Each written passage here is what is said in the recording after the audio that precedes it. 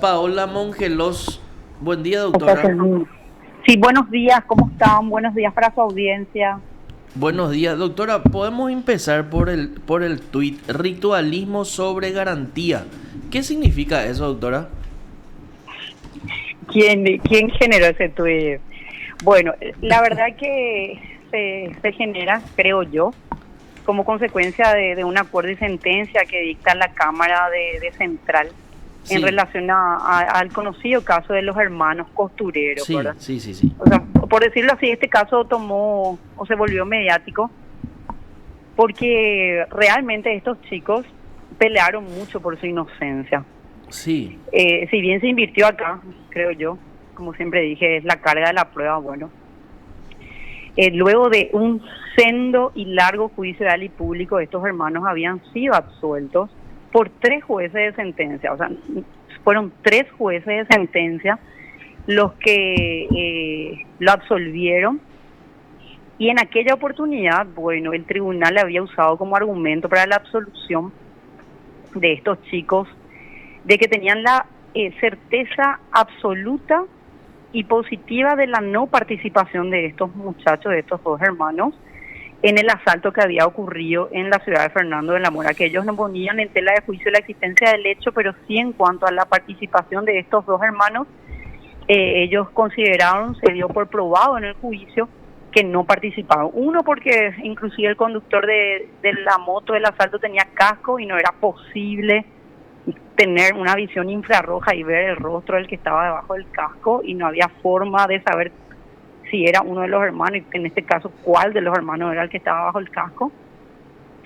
Y otras cuestiones, como que el único elemento que había que le vinculaba a estos hermanos era el testimonio de la víctima, que dijo: el del casco es el hermano flaquito y el que me asaltó es el hermano gordito, ¿verdad? Bueno, entonces este es el único elemento que el Ministerio Público, con este único elemento fue a juicio. Y bueno, el Ministerio Público también sostenía que tenía la declaración de una víctima, y por más que era un solo elemento, en conjunto con los demás que había, bueno, tenían en ese entonces ellos la certeza probable de creer que en juicio podían sostener la participación. En fin, se le absuelve a estos muchachos en septiembre del año pasado, y el día de ayer me notifica la Cámara de Central que se anula la absolución unánime de los 3 jueces. ¿Por qué? Porque faltó la firma en tiempo de uno de los jueces de sentencia, que en este caso es el doctor Fernández. Julio Fernández Villalba, un juez de sentencia de la ciudad de Luque, que estaba exceptuado de prestar servicio en forma presencial. Entonces se desarrolló el juicio por medios telemáticos, ¿verdad? Entonces, al tiempo que yo contesto la apelación del fiscal, y ahí lo paradójico es que la propia fiscalía en ese juicio oral y público que le había mencionado con antelación pidió la absolución de estos hermanos. Es decir, el propio Ministerio Público, que si bien, bueno, en la persona del fiscal Rolando Rivas, solicitó la absolución de estos hermanos, creo yo, basado en la objetividad que rige las actuaciones en la fiscalía, ¿verdad? Solicita la absolución, y raramente otro fiscal presenta la apelación diciendo eh, de que cuestionaba que la sentencia no fue firmada en el plazo que la norma establece, y que eso obviamente viciaba la misma. Entonces, al tiempo que me toca contestar el recurso, es allí donde se plantea la cuestión: formalismo o ritualismo versus garantismo, ¿verdad? Porque si bien en todo el debate oral y público, ya sean las sendas audiencias de juicio e inclusive el tiempo de la deliberación, el miembro del tribunal de sentencia cuya firma en cuestión no estaba, participó. Y la norma procesal, en cuanto se refiere a los vicios de la sentencia, habla que la falta de firma puede nulificar una sentencia o viciar la sentencia, pero cuando no se puede demostrar que el juez ha participado de la deliberación, ¿verdad? Y en este caso, en las actas de juicio, inclusive todas las partes que estábamos, el fiscal por un lado, la defensa y los acusados por el otro, porque estábamos en la sala de juicio, presenciamos, esperamos a que el tribunal se retire a deliberar y luego esperamos horas la resolución del tribunal. Entonces, por el solo hecho de no tener una firma, la Cámara anula la sentencia de absolución. Entonces, no es que esta sentencia, el acuerdo de sentencia que emana de la Cámara versó sobre el análisis de elementos de prueba que se hayan producido en juicio, claro. Sobre cuestiones procesales del juicio, no sencillamente no fueron al fondo. Dijeron, la firma no estuvo en tiempo, bueno, no, lo anulamos, y todo el esfuerzo tremendo que hicimos, porque fue un esfuerzo tremendo, yo personalmente como defensora pública tuve en ese interín COVID, me tuve que ir resiliente al juicio para justamente evitar que por mi salud o por mi culpa de alguna forma se genere un malestar en el tribunal o en el juicio mismo. Así me fui convaleciente, me fui a continuar y bueno, y el tribunal de apelación anula por la falta de una firma. Y en este caso en particular yo desconozco la enfermedad base o el cuadro base que tiene el juez de sentencia, pero si la Corte Suprema de Justicia lo autorizó a trabajar por ese medio y en sentencia no tienen la firma digital o tampoco firma electrónica, bueno, entonces la Cámara tampoco tuvo en cuenta esa circunstancia, o como en todo caso permiten que jueces de sentencia trabajen por ese medio, porque el juez tampoco se quería exponer si era el momento álgido del COVID, ¿verdad? Entonces, ¿qué juez con una enfermedad se quiere exponer en ir a firmar una sentencia, ¿verdad? Entonces, esas básicamente son las circunstancias que rodean a este tuit de ritualismo versus garantismo. Entonces, básicamente un requisito de forma se impone sobre la esencia en sí del código, ¿verdad? Que inclusive el código supedita la nulidad o el vicio de la sentencia, que no se pueda demostrar que el juez de sentencia participó en la deliberación, ¿verdad? Y en este caso, en primer lugar, el Ministerio Público no puso en punto de inflexión esa ausencia en la deliberación, sino el solo incumplimiento del formalismo, como nulidad en sí misma. Y eso es lo que realmente considero, a mí me agravia, obviamente, que la Cámara claro. No haya estudiado. Doctora, y esa salvedad que vos estás diciendo, ¿está inserto en el artículo? No está. En el artículo 403, inciso sexto, sí. 403, inciso sexto. 403, inciso sexto. Que carezca de la fecha del acto y no sea posible fijarla, o falte la firma de algunos de los jueces y no se pueda determinar si ha participado en la liberación, salvo los casos de excepción previstos, dice. Ahora, fíjate nomás que la norma dice, y no se pueda demostrar que no participó. Claro. En Entonces, este caso, en primer lugar, las actas están firmadas.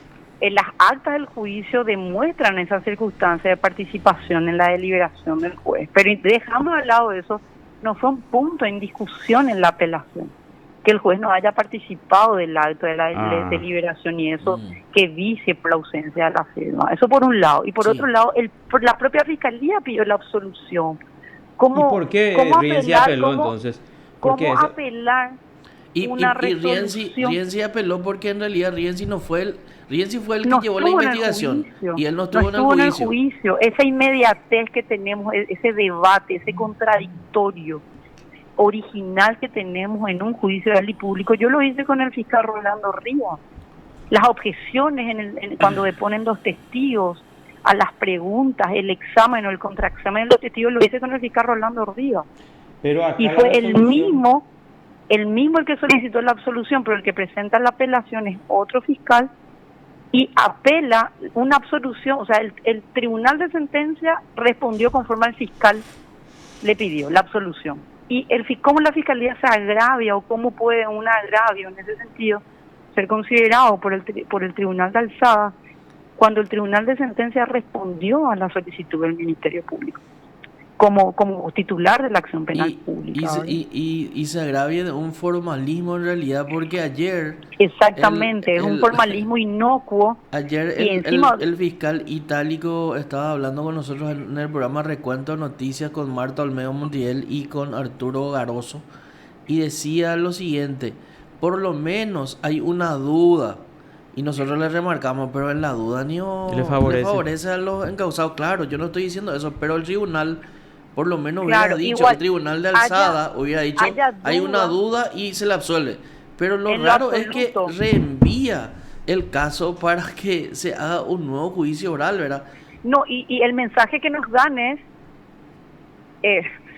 son inocentes, son personas inocentes estos dos muchachos. Me tocó muy de cerca acompañarla a ellos en la causa y en todo su padecimiento carcelario. Y vamos 6 meses estuvieron adentro, doctora. 6 meses adentro, sin nada, porque son familias de escasos recursos, no es una familia pudiente que le va a llevar cada mes shampoo, jabón o desodorante para su subsistencia básica, ¿verdad? Son gente que los 6 meses ahí vivió de terror. Imagínate ser trabajador asalariado, al día siguiente pasar a la penitenciaría de emboscada. Y lo más paradójico es que estas personas fueron detenidas frente a la comisaría segunda cuando pasaban caminando. O sea, ¿qué motochorro pasa caminando frente a la comisaría, verdad? Ahora, cuando doctora, al menos se expone a ser reconocido por asaltar a cara de historia sí que es absolutamente inverosímil, ¿verdad?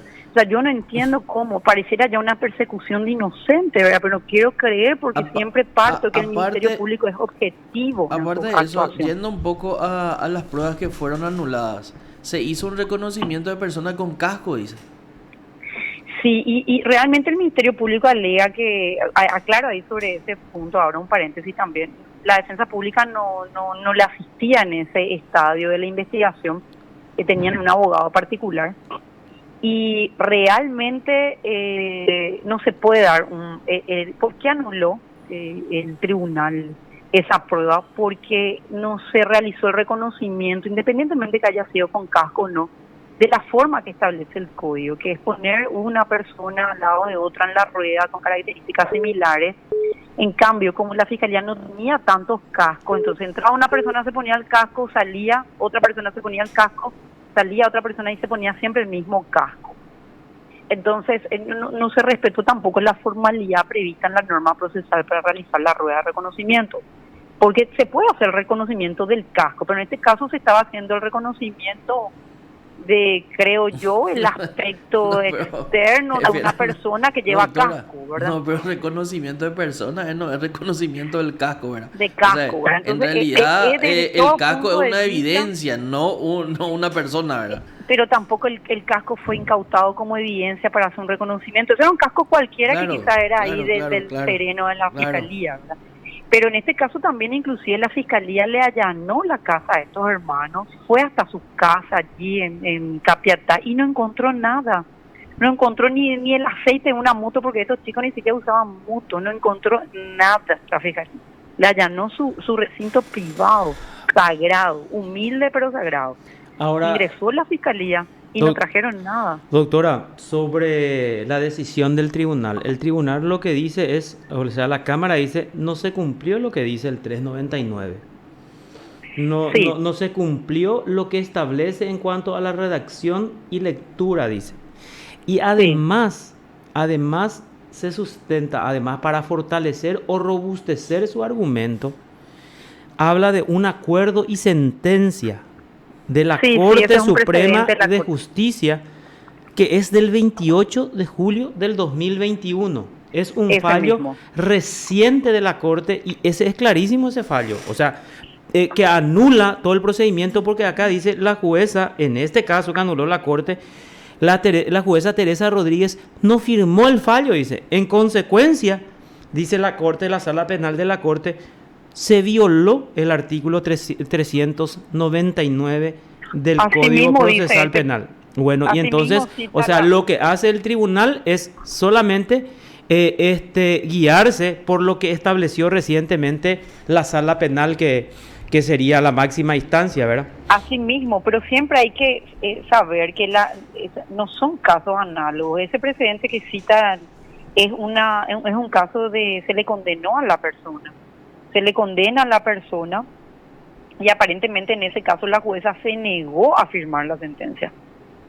En este caso no se dieron esos presupuestos. La falta de firma Al tiempo la lectura se dio porque el juez estaba enfermo. Bueno, pero acá el código no distingue, o sea, el código no dice que cuando uno es absuelto o no sé, que no importa que no se firme todo, el código es para el que es absuelto o el que es condenado. Pero está hablando de una de las normas. Claro. La siguiente norma trata de resolver un poco el problema.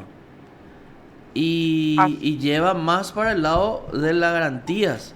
O sea, imagínate lo que es el 403. El 403, ¿verdad? Que habla de los vicios. Que habla de los vicios, claro, y en qué momento esos vicios pueden desaparecer o cómo se puede suplir esos vicios, ¿verdad?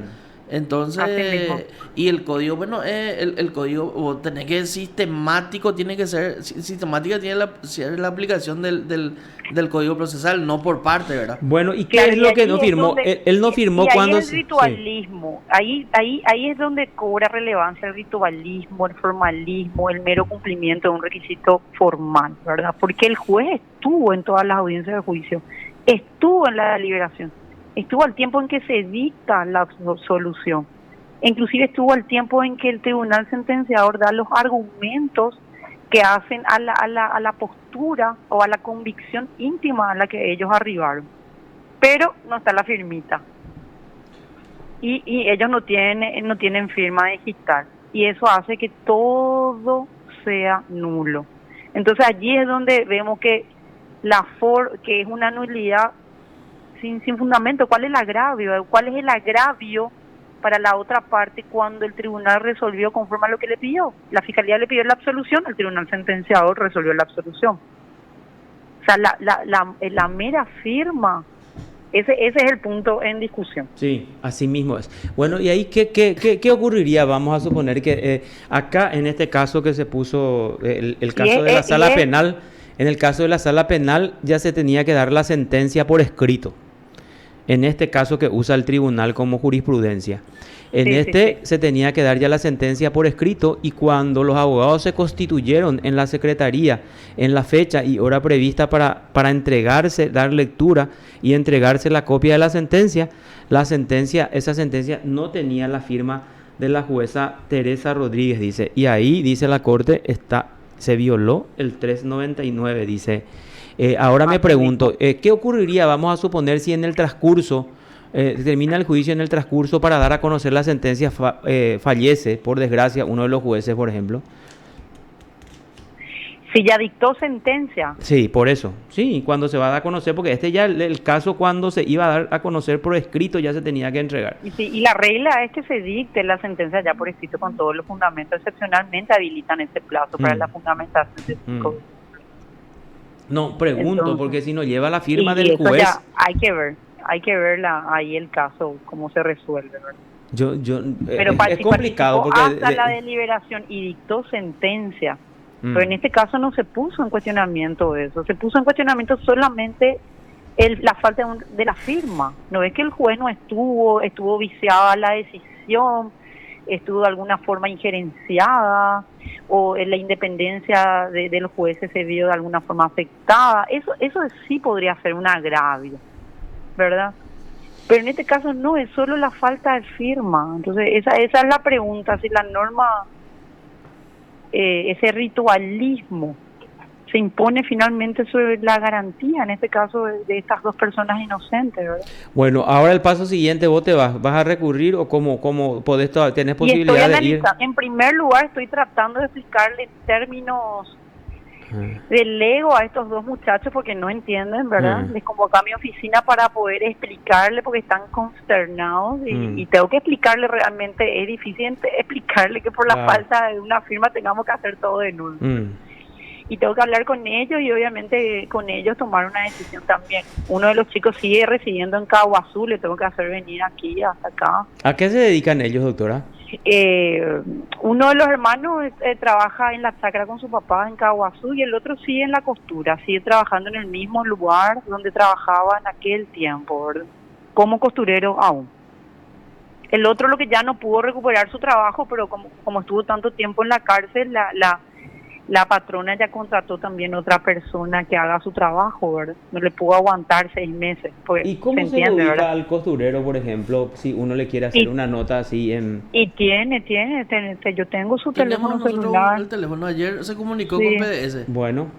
Sí, estamos. Pero vamos a analizar. Dale, doctora. ¿Qué decisión? Avisamos, pues. Sí, bueno, le agradezco el escrito. el no a vos, doctora. Muy amable. Hasta luego. Te informó PDS Radio TV Digital. La defensora pública Liz Paola Mongelos. Tengo que admitir que habla muy bien la doctora. Sí.